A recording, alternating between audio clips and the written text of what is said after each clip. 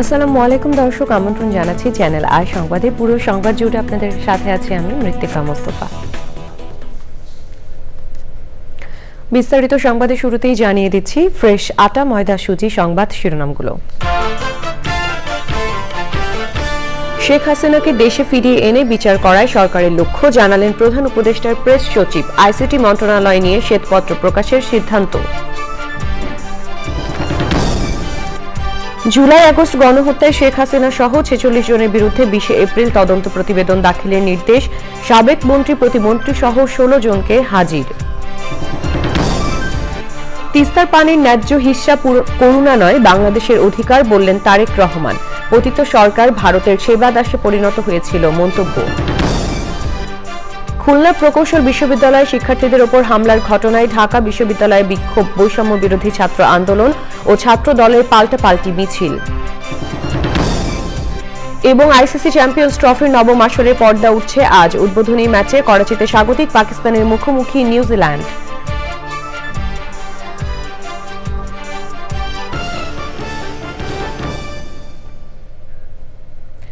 দর্শক, সংবাদ শিরোনামগুলো জানাচ্ছিলাম। এখনকার সংবাদ আয়োজন একই সঙ্গে চ্যানেল আইয়ের ইউটিউব চ্যানেল এবং চ্যানেল আইয়ের ওটিটি প্ল্যাটফর্ম আই স্ক্রিনে লাইভ স্ট্রিম হচ্ছে।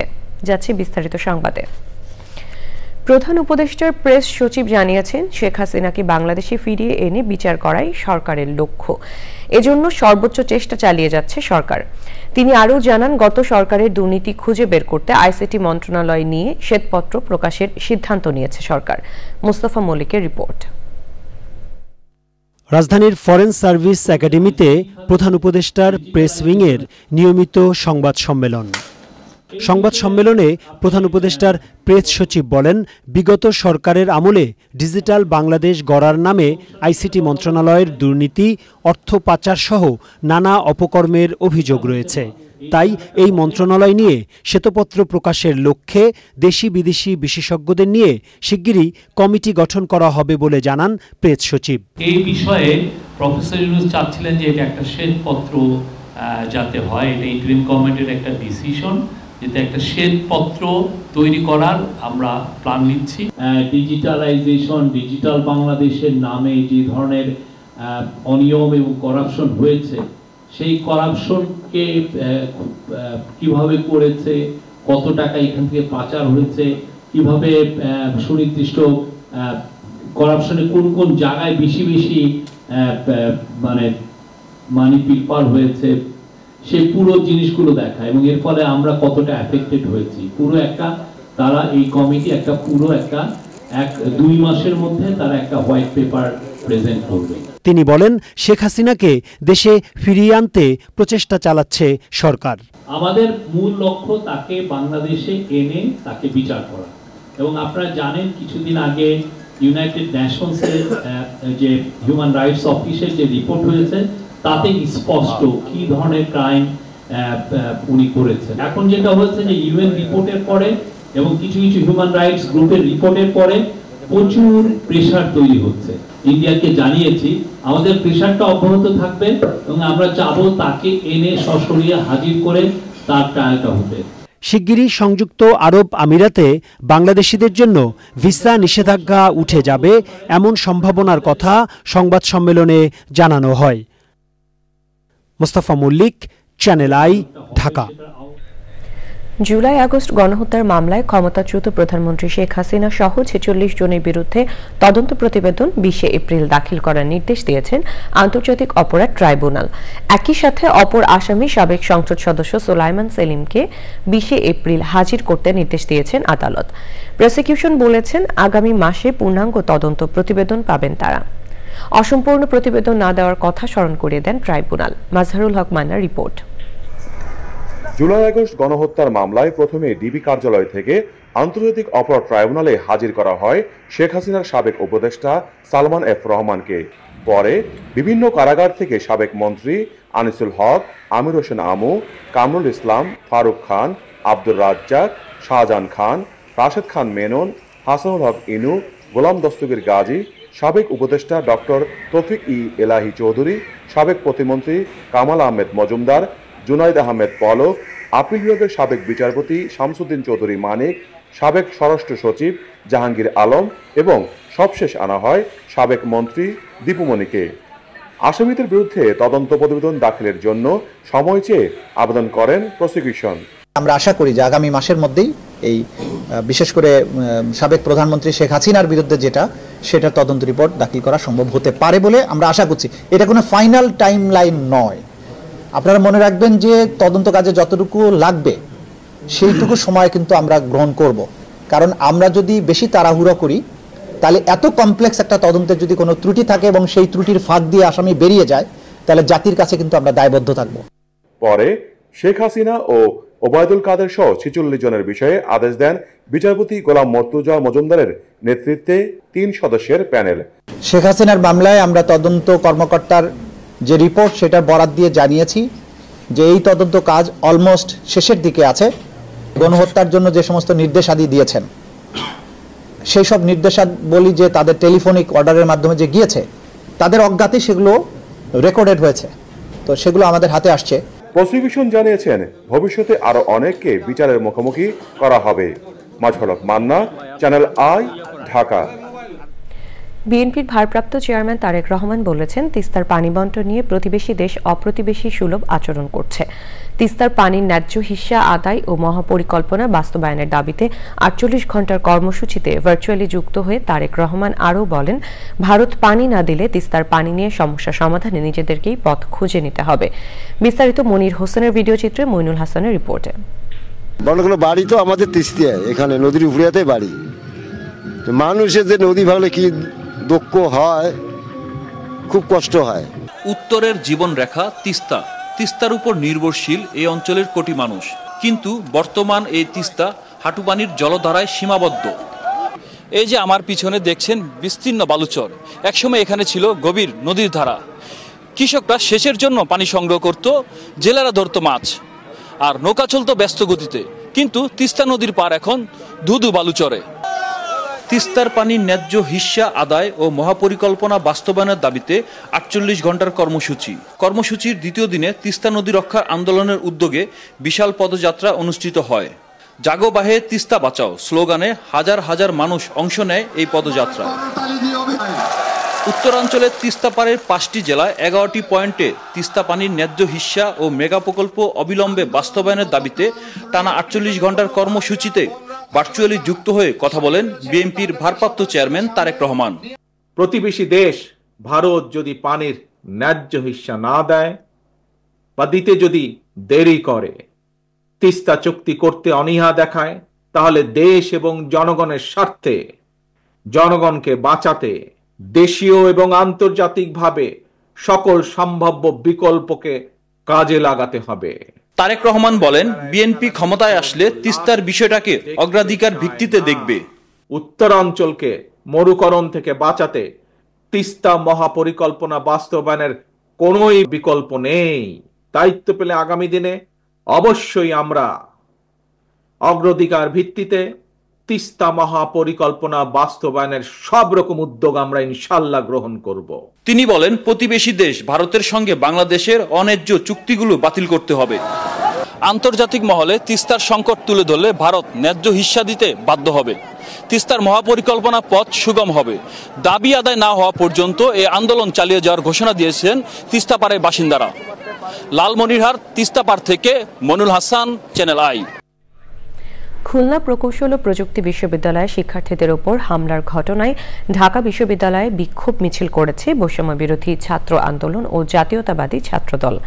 কুয়েটে হামলায় ছাত্রদল জড়িত এমন দাবি করে বৈষম্য বিরোধী ছাত্র নেতারা বলেছেন, ক্যাম্পাসে কেউ সন্ত্রাস ও অস্ত্রের রাজনীতি করলে তাদের পরিণতিও ছাত্রলীগের মতোই হবে। তবে ছাত্রদলের দাবি, কুয়েটের ঘটনায় ছাত্রদল নয়, তৃতীয় পক্ষ জড়িত।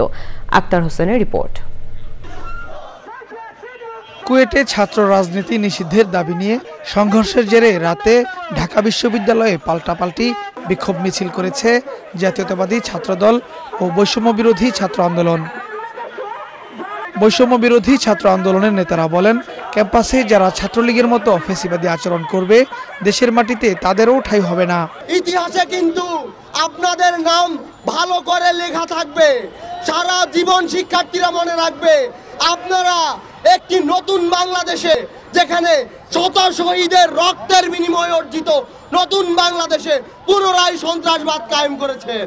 যারা সন্ত্রাস করেছে তাদের বিরুদ্ধে সাংগঠনিক ব্যবস্থা নিন, প্রয়োজনে আপনারা গিয়ে তাদের বিরুদ্ধে মামলা করুন, কিন্তু জুলাইয়ের মতো ছাত্রলীগের মতো ন্যাক্কারজনক কর্মসূচিতে যাবেন না। এই বাংলাদেশে আবার যারা ছাত্রলীগ হয়ে উঠতে চাইবে, যারা শিক্ষার্থীদের বিপক্ষে অবস্থান নিবে, তাদের পরিণতি ঠিক ছাত্রলীগের মতোই হবে। কাছাকাছি সময়ে ক্যাম্পাসে বিক্ষোভ মিছিল করেছে জাতীয়তাবাদী ছাত্রদল। কলম ও মানুষের অধিকারের রাজনীতি করে জানিয়ে নেতারা বলেন, কোনো ফাঁদে পা দেবে না ছাত্রদল। জাতীয়তাবাদী ছাত্রদলের নেতাকর্মীরা ফরম বিতরণ কার্যক্রম শুরু করেছিল, ঠিক তখনই সারা বাংলাদেশের বিরোধী এক শক্তি, কুচক্রী মহল, গুপ্ত সংগঠন নামে বেনামে বাংলাদেশের জাতীয়তাবাদী ছাত্রদলের বিরুদ্ধে 5 আগস্ট পরবর্তী সময় থেকে বিভিন্ন ধরনের ষড়যন্ত্রে লিপ্ত হয়েছে। বাংলাদেশ জাতীয়তাবাদী ছাত্রদল সত্য, ন্যায় এবং শিক্ষার্থীদের পথে তাদের যে অগ্রযাত্রা, সেই অগ্রযাত্রা চলমান রাখবে। কুয়েটে শিক্ষার্থীদের উপর হামলার প্রতিবাদে সন্ধ্যায় বুয়েটে বিক্ষোভ মিছিল করেছে সাধারণ শিক্ষার্থীরা। দ্রুত হামলাকারীদের চিহ্নিত করে বিচারের আওতায় আনার দাবি জানান তারা। Akhtar Hossain, Channel I, Dhaka.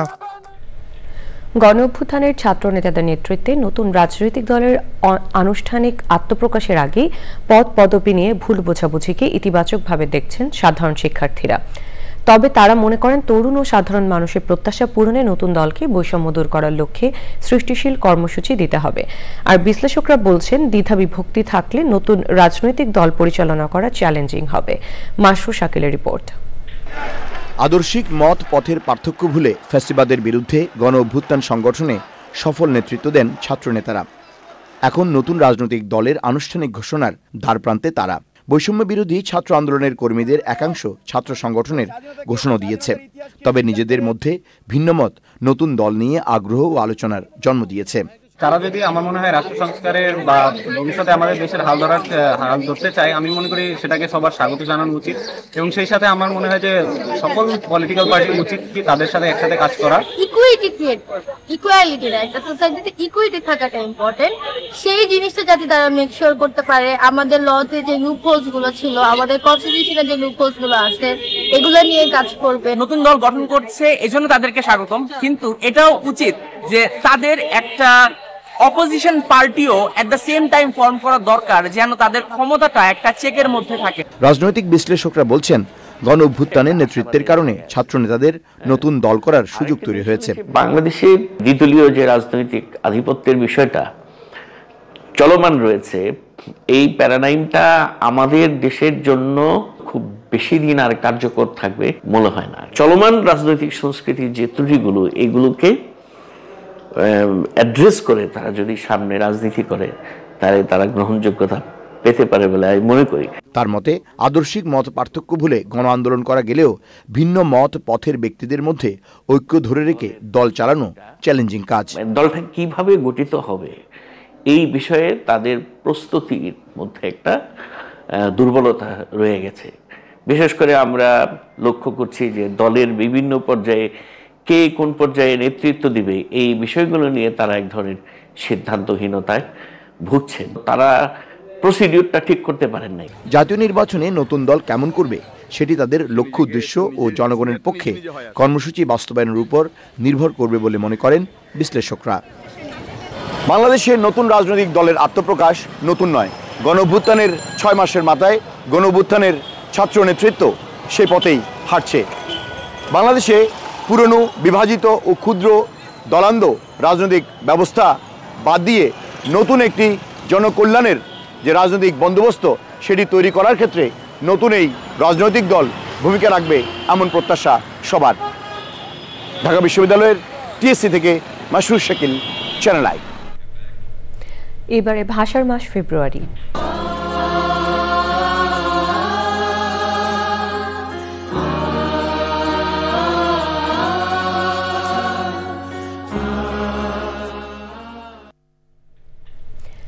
ভাষা আন্দোলনে সর্বকনিষ্ঠ শহীদ ওহিউল্লাহ। অন্য ভাষা শহীদদের মতো তাকে ঘিরে তেমন চর্চা নেই।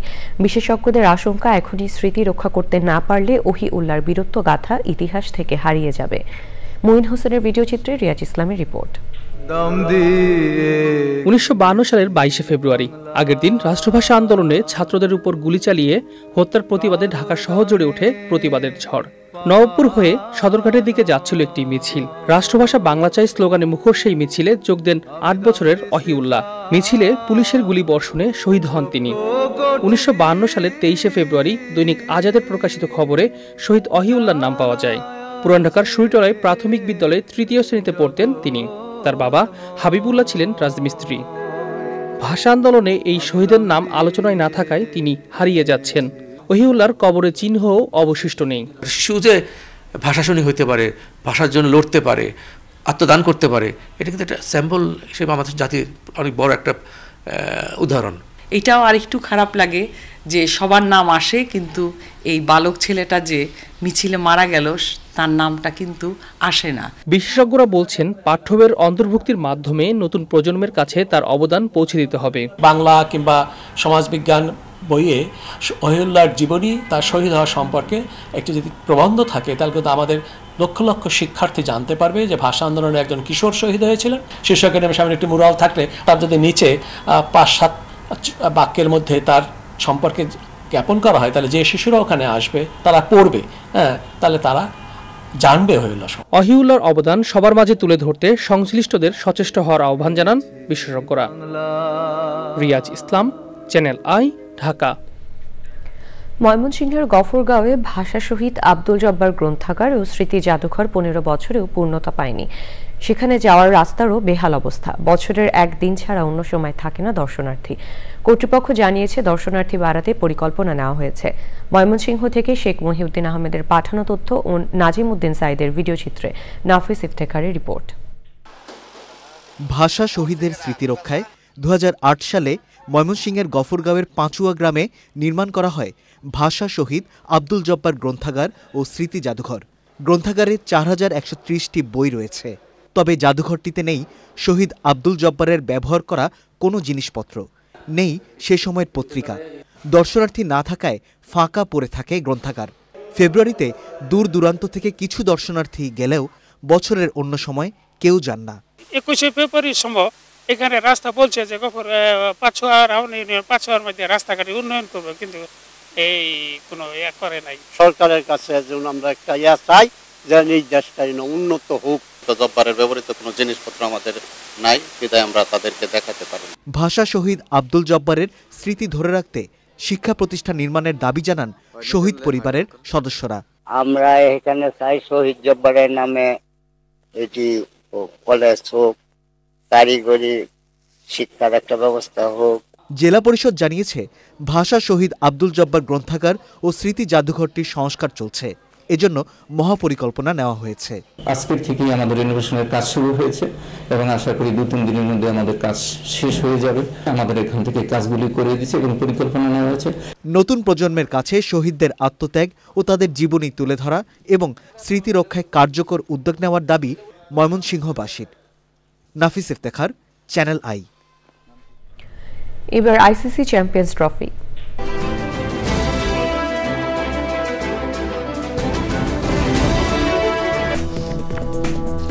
দর্শক ফিরে এলাম বিরতির পর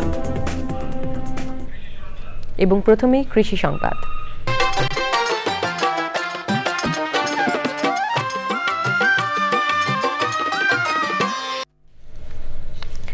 রংপুরে আগাম আলু উত্তোলনের পর বোরো আবাদে ঝুঁকছেন কৃষক। আবহাওয়া অনুকূলে থাকায় এবছর বীজতলা নিয়ে শঙ্কা নেই। বোরো উৎপাদন অব্যাহত রাখতে কৃষি উপকরণে ভর্তুকি বৃদ্ধির দাবি জানিয়েছেন কৃষক। এহসানুল হক সুবনের ভিডিও চিত্রে মেরিনা লাভলির রিপোর্ট। আগাম আলু উত্তোলনের পর রংপুরের 8 উপজেলায় বোরো আবাদ শুরু হয়েছে। জমি প্রস্তুত করা, সেচ প্রদান, বোরোর চারা রোপণে মাঠে মাঠে চলছে কৃষকের ব্যস্ততা। চারাটা লাগার সময় শীত এখানে কম আছে, শস্য চারা হয়েছে, শস্য চারা ভূমির জমিতে আমরা ওখান করছি। সকাল হাতে বোরো ধান গা বিছুন তোলায় ওয়া গাড়া বেটি ব্যস্ত। আমি বউ চাষ করছি আগাম থাকে, এখন হতে পানি সেচ দিব, এরপরে ওষুধ দিব। সার, ঔষধ, কীটনাশক বিভিন্ন এই সেচের বেলা সেচে যদি ভর্তুকি দেয় তাহলে আমাদের আরও কৃষকের উপকার হয়। কৃষি বিজ্ঞানীরা বলছেন আলু উত্তোলনের পর উত্তরাঞ্চলের বেশিরভাগ জমিতে মার্চ মাস পর্যন্ত চলে বোরো ধান রোপণ। ভালো জাত নির্বাচন, সঠিক সময় সার, সেচ ও কীটনাশক প্রয়োগ করা গেলে বোরো ধানের উৎপাদন বৃদ্ধি সম্ভব। কৃষক যদি সঠিক সময়ে যদি মূল জমিতে তারা সঠিক বয়সের চারা যদি লাগাতে পারে এবং যদি পানি এবং সার ব্যবস্থাপনা এবং আগাছার নিয়ন্ত্রণ রাখতে পারে সেক্ষেত্রে কৃষক লাভবান হতে পারবে। বিধান 98 যদি করে লেট বোরোতের ক্ষেত্রে আলুর পরে এবং সেটা সর্বোচ্চ ফলন আমরা পাচ্ছি বিধান 98, তারপরে হচ্ছে বিধান 75 আমরা ভালো ফলন পাচ্ছি এবং বিধান 74 ভালো ফলন পাচ্ছি।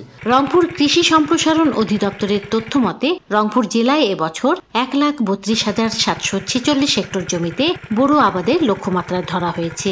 এর মধ্যে 25,000 হেক্টরেরও বেশি জমিতে বোরো ধানের চারা রোপণ করা হয়েছে। রংপুর থেকে মেরিনা লাভলি, চ্যানেল আই। এখন দেখবেন প্রকৃতি সংবাদ।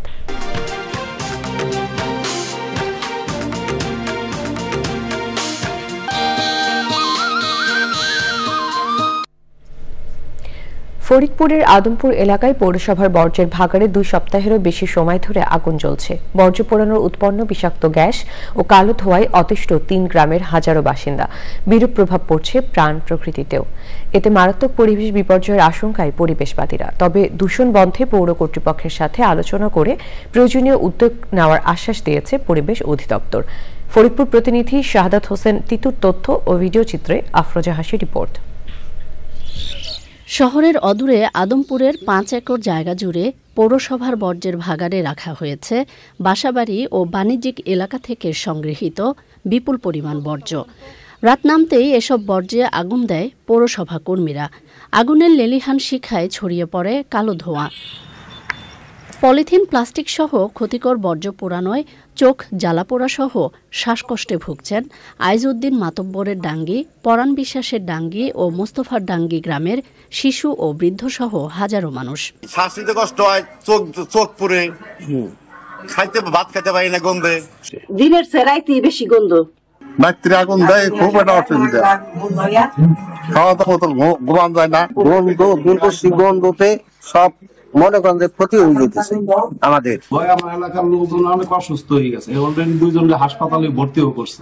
আবাসিক এলাকার পাশে বর্জ্য পোড়ানোকে মারাত্মক পরিবেশ বিপর্যয় বলছে পরিবেশ অধিদপ্তর। পরিবেশ সম্মতভাবে ব্যবস্থা করার কথা, কিন্তু তা না করে যেভাবে আগুন দিয়ে পোড়ানো হচ্ছে তাতে 1.5-2 কিলোমিটার এরিয়া আগুনের ধোঁয়ায় গন্ধে মানুষের কষ্ট হচ্ছে এবং পরিবেশের বিপর্যয় হচ্ছে। এ বিষয়ে কথা বলতে নারাজ পৌর প্রশাসক, স্থানীয় সরকার বিভাগের উপপরিচালক সহ সংশ্লিষ্টরা। তবে গণমাধ্যম কর্মীদের সংবাদ সংগ্রহের খবর পেয়ে তাৎক্ষণিক আগুন নেভানোর নির্দেশ দেন তারা। যদিও পানিবাহী সাধারণ গাড়ি দিয়ে এই আগুন নিয়ন্ত্রণ কষ্টসাধ্য বলছে পৌরসভার কর্মীরা। আফরোজা হাসি, প্রকৃতি ও জীবন ডেস্ক, চ্যানেল আই। এবারে অন্যান্য সংবাদ। ইউক্রেন রাশিয়া যুদ্ধ বন্ধে সৌদি আরবের রাজধানী রিয়াদে অনুষ্ঠিত ম্যারাথন বৈঠকে অত্যন্ত ইতিবাচক এবং গঠনমূলক বলেছে রাশিয়া। একে দুপক্ষের যুদ্ধ বন্ধের দীর্ঘ ও কঠিন পথে যাত্রার প্রথম ধাপ বলেছেন মার্কিন পররাষ্ট্রমন্ত্রী মার্কো রুবিও। মঙ্গলবার সৌদি আরবের রাজধানী রিয়াদের দিরিয়া প্রাসাদে দীর্ঘ 1.5 ঘণ্টার রুদ্ধদ্বার ওই বৈঠকে যুক্তরাষ্ট্র ও রাশিয়ার পররাষ্ট্রমন্ত্রী সহ 2 দেশের শীর্ষ কর্মকর্তারা উপস্থিত থাকলেও তাতে আমন্ত্রণ জানানো হয়নি ইউক্রেনকে। আমন্ত্রণ পায়নি ইউক্রেনের মিত্র দেশগুলো। বৈঠক শেষে রুশ পররাষ্ট্রমন্ত্রী সের্গেই ল্যাভরভ বলেছেন, আলোচনায় যুক্তরাষ্ট্র ও রাশিয়া পূর্ণ সহযোগিতার পরিবেশ ফিরিয়ে আনতে কাজ করতে রাজি হয়েছে। তবে তিনি বলেন, ন্যাটো জোট কিংবা ইউরোপীয় ইউনিয়নের কোনো দেশ থেকেই ইউক্রেনের মাটিতে শান্তিরক্ষী সেনা মেনে নেওয়া হবে না। ইউক্রেন সাফ জানিয়ে দিয়েছে তাদের অংশগ্রহণ ছাড়া কোনো শান্তি চুক্তি মেনে নেবে না তারা। এবারে খেলার খবর।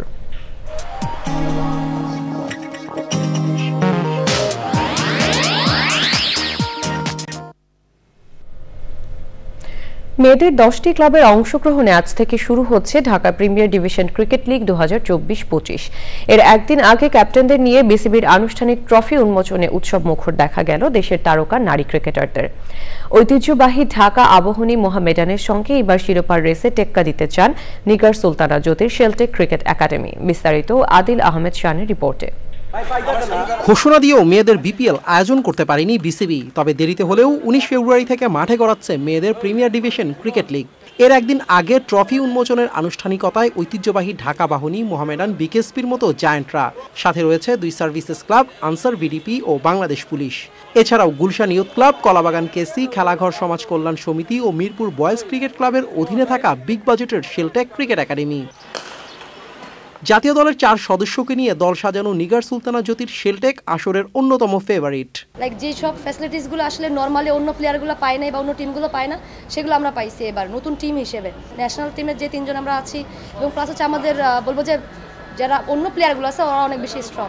সো ফার বেটার ক্রিকেট খেলতে পারলে মাঠে ভালো একটা রেজাল্ট হবে। মাঝারি সারির দল নিয়ে প্রতিদ্বন্দ্বিতায় থাকতে চায় আবাহনী, আর ডিফেন্ডিং চ্যাম্পিয়ন সালমা খাতুনের মোহামেডানের লক্ষ্য শিরোপা ধরে রাখা। লাস্টে চ্যাম্পিয়ন, অবশ্যই আমাদের টার্গেটটা ওরকমই থাকবে যে চ্যাম্পিয়ন হওয়ার, যেহেতু ধারাবাহিকতা দূরে রাখলে হয়তো বা আমরা চ্যাম্পিয়নই হব। প্লেয়ারগুলো সবাই হলো অ্যাভারেজ, এই অ্যাভারেজ প্লেয়ার নিয়ে আমি যদি আত্মবিশ্বাস নিয়ে খেলতে পারি তাহলে আমার একটা বিশ্বাস আছে আমি অনেক ভালো। মোহামেডান এবং শেলটেকের ম্যাচ দিয়ে মিরপুরের হোম অফ ক্রিকেটে পর্দা উঠবে মেয়েদের প্রিমিয়ার ডিভিশনের এবারের আসরের। একই সময় বিকেএসপি ও ইউল্যাব মাঠে 20 ফেব্রুয়ারি পর্যন্ত চলবে প্রথম পর্বের খেলা।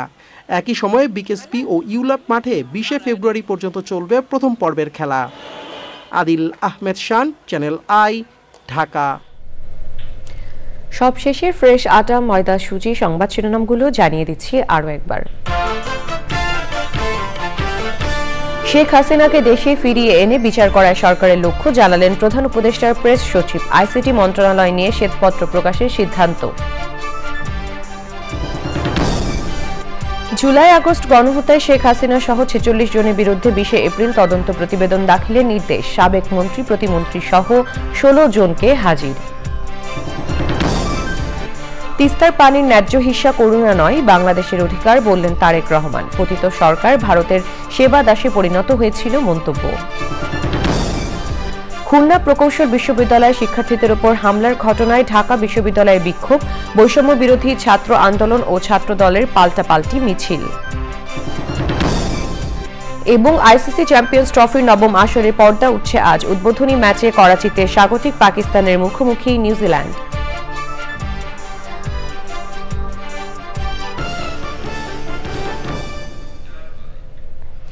চ্যানেল আই সর্বশেষ সংবাদ জানতে ভিজিট করুন channelionline.com এবং যুক্ত থাকুন আমাদের সোশ্যাল মিডিয়া প্ল্যাটফর্মগুলোর সাথে। এই ছিল এখনকার সংবাদ। সবাইকে সাথে থাকার জন্য ধন্যবাদ।